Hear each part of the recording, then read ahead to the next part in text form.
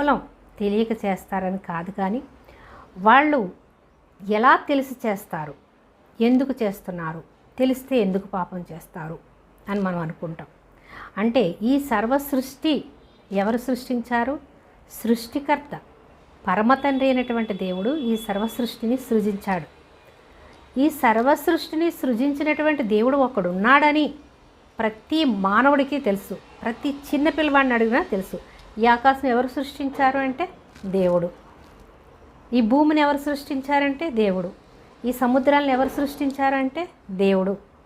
ఈ లోకంలో ఉన్న ప్రతీది, ప్రతి జంతువులు, ప్రతి ప్రాకు పురుగులు, ఈ మానవుడు ఎవరి ద్వారా నిర్మింపబడ్డాడు అంటే ప్రతి చిన్న పిల్లవాడిని అడిగినా కూడా చెప్తాడు. అయితే మనం ఏం తప్పు చేస్తున్నాం? ఈ సృష్టిలో మనం జీవిస్తూ ఈ సృష్టి ఎవరు చేశారు అని మనం గ్రహించుకో